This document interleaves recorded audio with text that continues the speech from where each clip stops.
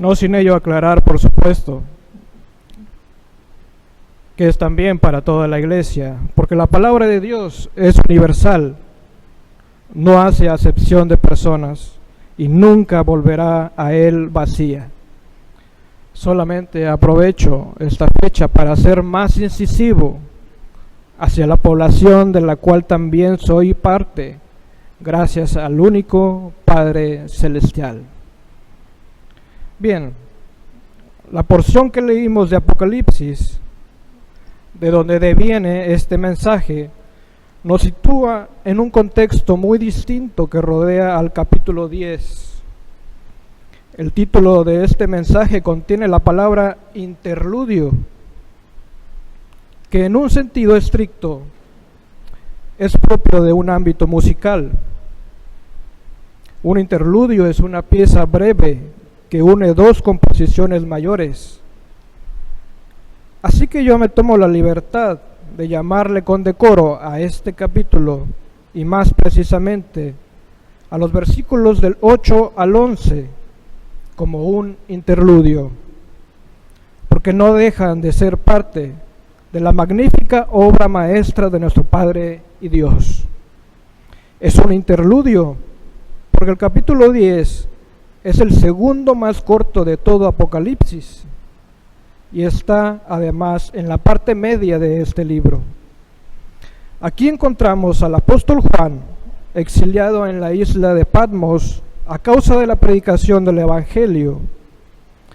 En este escenario es de la gran mayoría sabido que está recibiendo las visiones proféticas y catastróficas acerca de los últimos días antes de la segunda venida de nuestro Salvador. Está siendo testigo de cómo nuestro Padre ha empezado a aniquilar la maldad en el mundo a través de los 7 sellos, de las 7 trompetas, de los 7 ángeles. Sin embargo, antes de continuar con esta ineludible devastación, también por las 7 copas de la ira de Dios, hay una especie de pausa que, como dije, es más bien un hermoso interludio, donde una voz le dice a Juan que se acerque, dejando de ser un agente pasivo, y ahora participe en este cúmulo de revelaciones. Versículo 8. La voz que oí del cielo habló otra vez conmigo y dijo: ve y toma el librito que está abierto en la mano del ángel que está en pie sobre el mar y sobre la tierra. Quizá llegados a este punto se estará preguntando: ¿qué tiene que ver los varones que son cabeza de familia o con el Día del Padre? Y no es mi intención confundirlos, hermanos, pero imaginemos a Juan en este versículo. ¿Por cuál emoción estaría pasando en ese instante? Tomando en cuenta que todos los sucesos previos son escalofriantes y que ahora recibe una indicación directa que le dice: ve y toma ese libro que tiene el ángel. ¿Estaría sintiendo tranquilidad, paz, regocijo? ¿O tal vez miedo, tristeza, incertidumbre? Es difícil saberlo. Pero entonces les pregunto ahora a ustedes, mis hermanos padres de familia, y también a la iglesia en general: ¿cuál emoción siente hoy en el Día del Padre? Y ese es el hilo conductor que relaciona este mensaje con esta porción bíblica. Razónelo en sus adentros. Yo le doy mi respuesta. Yo hoy siento una ambivalencia de emociones. Me siento feliz, con gozo, porque desde hace 8 años puedo decir que soy padre gracias a Dios. Me siento feliz y con gozo porque puedo dar sustento a mi familia. Feliz y con gozo porque tengo un hijo que me dice, te amo, papá. Gracias a Dios. O mejor dicho, por gracia de Dios. Un regalo inmerecido que nuestro Padre Omnipotente, pero asimismo me siento triste, cabizbajo, aunque creo que la definición más precisa sería airado. Habéis escuchado la parte que dice, airaos, pero no pequéis. Ese es el punto en donde logro identificar que estoy. Por el hecho de mirar el presente y el futuro inmediato. Un presente donde abunda la cada vez más amplia desvirtualización de la sexualidad, de las doctrinas que se atreven a poner en duda la inerrancia de las Sagradas Escrituras con argumentos engañosos, de la aberrante deconstrucción de la definición de lo que es la familia. De todo esto que ha devenido en lo que ahora es una generación infame, que más bien no es una generación, sino una degeneración, en la cual como cabeza de familia tengo, y me atrevo a decir, tenemos un gran porcentaje de responsabilidad directa, tanto como padres, como cristianos y como iglesia, de la cual habremos de rendir cuentas, porque también nosotros los varones, siendo cabeza de hogar, tenemos a Cristo como cabeza del hombre y de su iglesia, y a su vez Cristo tiene perfecta comunión al Padre, por cuanto es sobre todo lo que existe. Ese Padre es el mismo de nosotros desde que reconocimos la obra redentora de Jesús, que ha venido a ser la cabeza del ángulo donde en ningún otro hay salvación. Entonces, hermanos míos, vuelvo a preguntar, ¿cómo se siente hoy en el Día del Padre? ¿Cómo piensa que nos ve hoy nuestro Padre omnisciente? Haga ese ejercicio de introspección y respóndase. Versículo 9. Y fui al ángel diciéndole que me diese el librito, y él me dijo, toma y cómelo, y te amargará el vientre, pero en tu boca será dulce como la miel.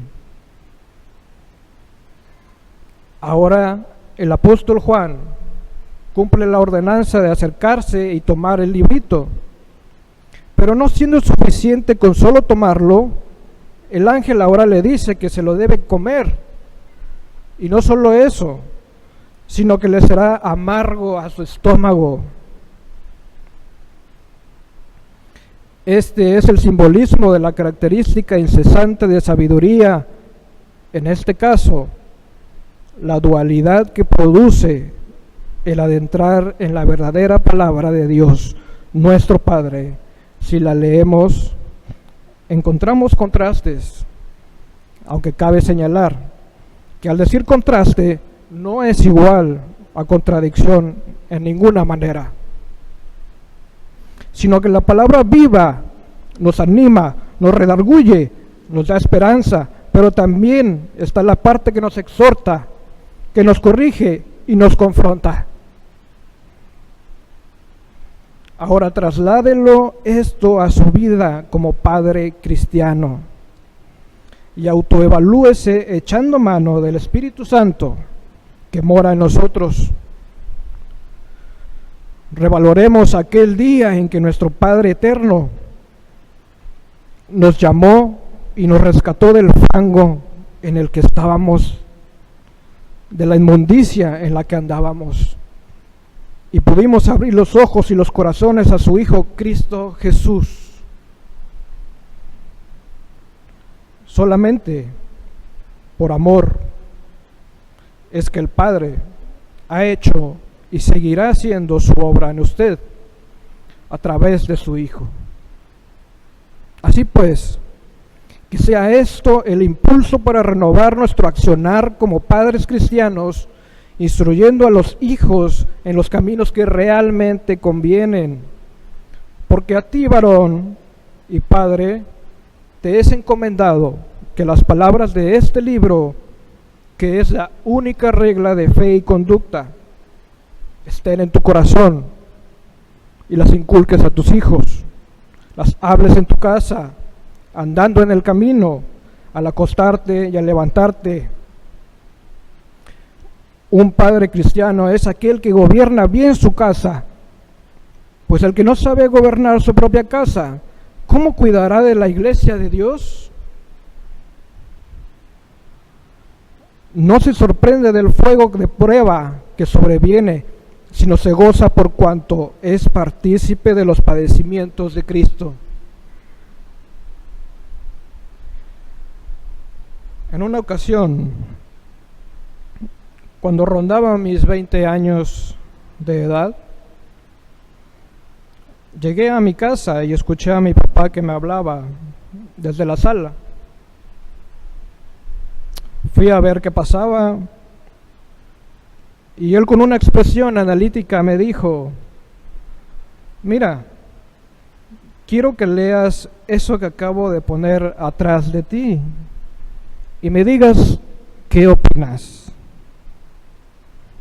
Era una hoja clavada a un costado del librero que tenía por título Lo que piensan los hijos de sus padres. Y contenía lo siguiente: a los 7 años, papá es un sabio que todo lo sabe. A los 14 años, me parece que papá se equivoca en algunas de las cosas que dice. A los 20 años, papá está un poco atrasado en sus ideas. Es muy anticuado. A los 25, mi papá no sabe nada. Dice puras locuras. A los 35, con mi intelecto, mi padre a esta edad hubiera sido muy exitoso. A los 45, no sé si ir a consultar con mi papá un asunto. Tal vez pudiera aconsejarme. A los 55, extraño tanto a papá. La verdad es que tenía unas ideas y una inteligencia notables. A los 60, papá era un sabio. Tenía razón en todo lo que decía. Qué triste que hasta ahora lo entendí. Al terminar de leer, mi papá volvió a preguntar mi opinión. Y yo solamente pude responder con una risa nerviosa, porque lo que acababa de leer era exactamente lo que pasaba en ese tiempo por mi mente. Luego pude darme cuenta que mi papá en aquel entonces estaba viendo muchos errores en mí. Y hasta después que tuve el llamado interno, comprendí que Dios a través de mi papá estaba sembrando la semilla para darle sentido a su palabra, la cual dice: cuando yo era niño, hablaba como niño, pensaba como niño, juzgaba como niño, mas cuando ya fui hombre, dejé lo que era de niño. Así que desde hace varios años y hasta hoy día, doy gracias a Dios por esos pequeños detalles donde mi papá buscaba hacerme entender lo equivocado que estaba. Ese es el eco que resuena aún de parte del Rey de Reyes y Señor de Señores. Versículo 10. Entonces tomé el librito de la mano del ángel y lo comí, y era dulce en mi boca como la miel. pero cuando lo hube comido, amargó mi vientre. Juan se dio cuenta que lo que el ángel le dijo en el versículo 9 era totalmente cierto. Comió el librito y fue de gran manera dulce en un principio, pero muy amargo al digerirlo. ¿Qué es esto, hermanos? ¿Estaba el apóstol desvariando, diciendo locuras con esto? Encarecidamente le digo que no.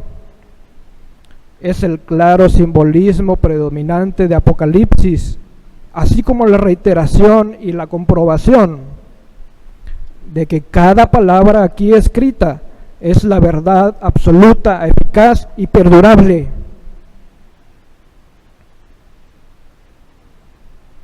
Y en este versículo se potencializa aún más ese doble efecto que provoca la verdad, ese efecto áspero, cuando leemos que el Señor, a quien ama, reprende, que el Señor, a quien ama, disciplina y azota a todo el que recibe por hijo.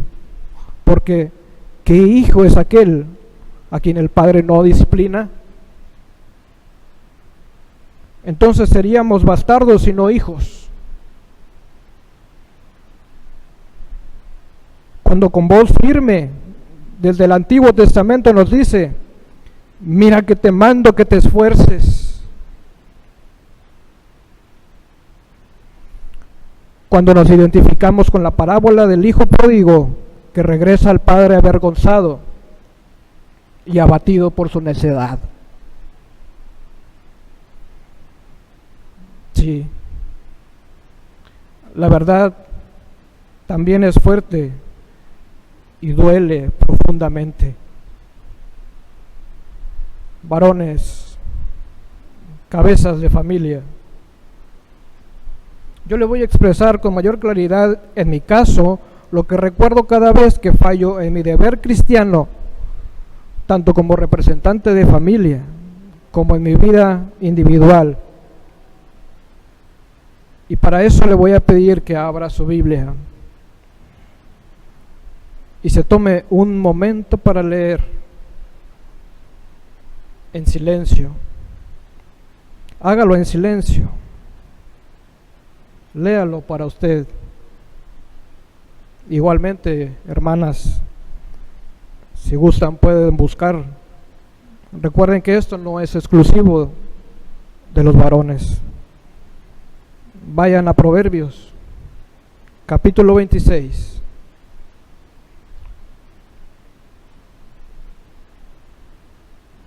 Proverbios, capítulo 26.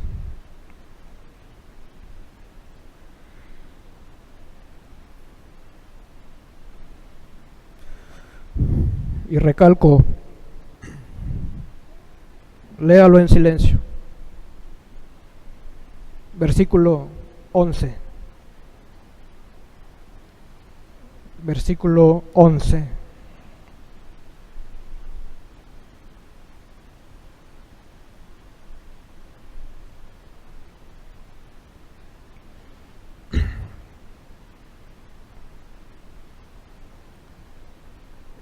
¿Ya lo leyó, hermano, hermana?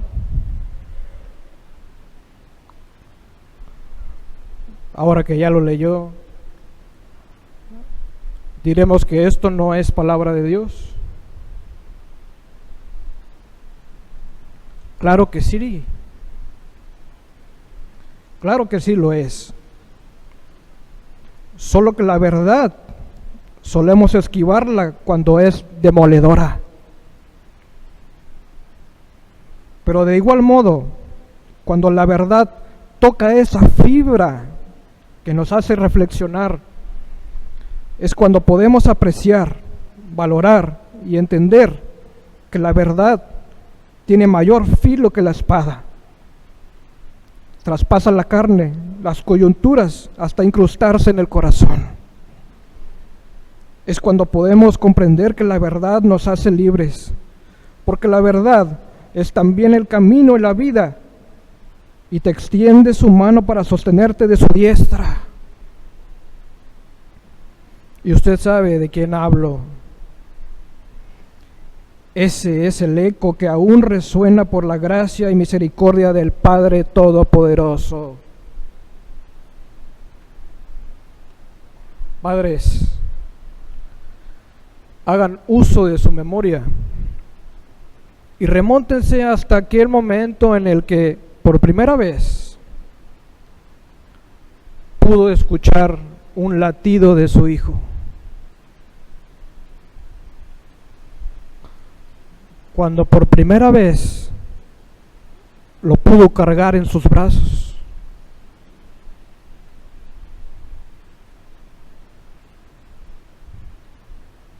Aquella única e irrepetible vez cuando lo miró a los ojos y le dijo, papá.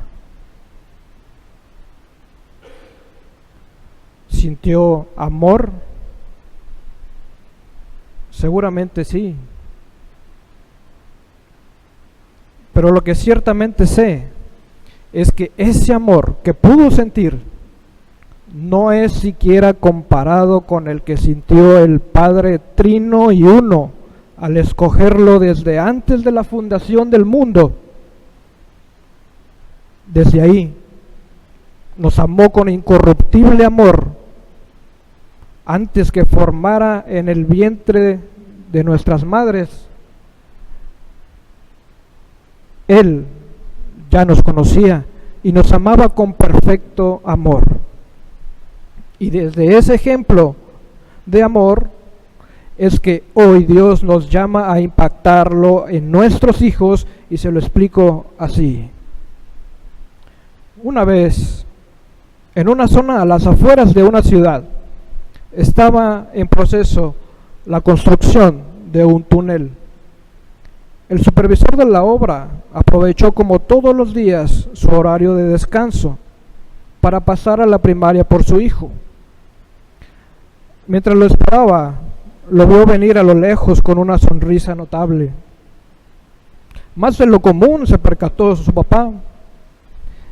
Él lo recibió con igual alegría y yendo por el camino le preguntó, hijo, ¿por qué estás tan contento hoy? Y el niño respondió, lo que sucede es que hoy nos han leído una historia que me ha enseñado que tú eres la persona más poderosa del mundo. Así que prefiero ir contigo al trabajo y ya no venir a la escuela. Entonces el papá, confundido, le preguntó, ¿pero por qué dices que soy la persona más poderosa del mundo? A lo que su hijo contestó, es que la historia se trataba de encontrar al más poderoso. Primero dijeron que era el metal, por lo fuerte que es, pero el fuego lo puede derretir. Al fuego lo apaga el agua.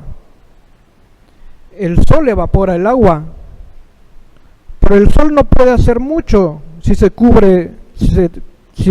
cruza una nube. Y si sopla el viento, se mueve la nube. Pero si el viento choca con una montaña, nada puede hacer. Así que por último nos dijeron que aunque la montaña sea muy fuerte, llega el hombre y con sus propias manos puede traspasarla, así como tú, que estás trabajando en hacer un túnel en la montaña. Así que entonces, tú eres el más poderoso del mundo, papá. Después de escuchar a su hijo decir esto, su sonrisa comenzó a desdibujarse hasta quedar serio. ¿Qué pasa, papá? ¿Por qué te pusiste así?, dijo el pequeño. Así que después de un gran respiro comenzó a explicarle diciendo, hijo, ¿ves este casco que traigo conmigo? Sí, claro, papá. Bien. ¿Tú sabes qué pasaría si me cae una roca de la montaña encima y no traigo este casco? Podría morir fácilmente. Sin embargo, ni el casco, ni la roca, ni las personas son las más poderosas del mundo. Tal vez ahora no lo entiendas, pero en la escuela no te dijeron la verdad. El más poderoso del mundo es aquel que hizo todo lo que ves. A ti y a mí también. El más poderoso es aquel a quien llamo Padre cuando me escuchas orar. Hermanos y hermanas también, el Creador de todo ha permitido que en nuestras manos haya frutos que se llaman hijos, los cuales podemos contaminar o hacer madurar. Y eso nos lleva al versículo 11, con el que cierra el capítulo. Y él me dijo: es necesario que profetices otra vez sobre muchos pueblos, naciones, lenguas y reyes. ¿Puede imaginar la constante sorpresa de Juan? Más ahora que el ángel le da la orden de volver a profetizar. Es decir, según los datos históricos, Juan llevaba alrededor de 60 años predicando el evangelio después de la muerte y resurrección de Jesús. Entonces, vuelvo a la pregunta que hice al inicio.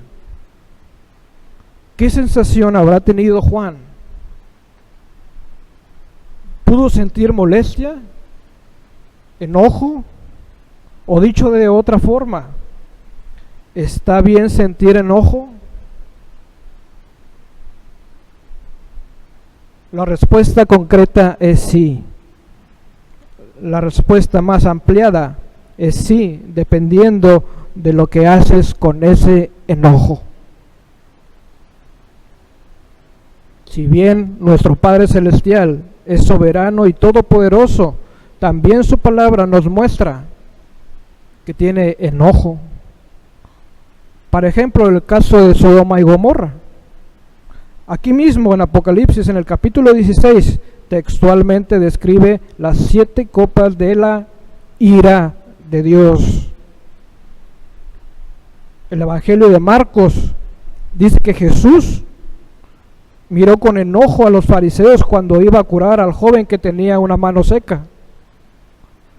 En el Evangelio de Juan, que es el mismo Juan de Apocalipsis, da testimonio que Jesús, nuestro Salvador, también hizo un azote de cuerdas para expulsar a todos los comerciantes que estaban en el templo. Así es, hermanos, nuestro Padre y cabeza de nuestra iglesia, que es el Hijo, también mostraron enojo. La enseñanza aquí es que nos muestran hacia dónde direccionar el enojo y el resultado que debe buscar, el cual no es otro que parar el avance del mal, airarse sin llegar al pecado. Es por eso que al comentarle que estoy airado, es porque traté al máximo de direccionar esa emoción hacia este mensaje, para que con la gracia de nuestro Padre y Dios pudiera provocar un cambio de bendición y así poderle decir a usted, tal cual lo dice el versículo 11, es necesario que prediques a tus hijos. Yo no sé si ya estás cansado, pero es necesario. Persiste frente a las acechanzas de las tinieblas que están en plena luz del día. Persiste, hermano. Y en un sentido retórico, Enfurécete. Enfurécete ante la magnitud de la noche que se desdobla sobre nuestros hijos. Enfurécete y que ese sea el impulso de renovación de tu obra evangelística. Insta a tiempo y fuera de tiempo, porque he aquí que el Señor viene pronto. Come de este libro y que la amargura que te provoque se convierta en la dulce miel que resplandezca, porque yo y mi familia serviremos a Jehová. Así brille pues vuestra luz. Come este libro y que esta generación nos recuerde como aquella que peleó la buena batalla.